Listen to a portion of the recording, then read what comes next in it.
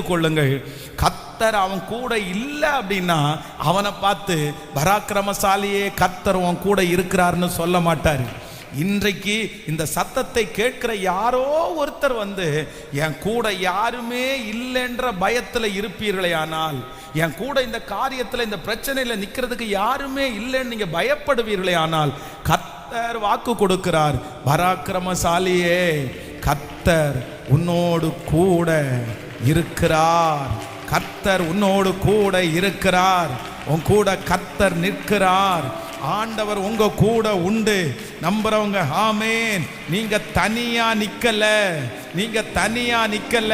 கர்த்தர் சொல்லுகிறார், இந்த யுத்தத்துல நீ தனிமை இல்லை, இந்த போராட்டத்துல நீங்க தனிமை இல்லை.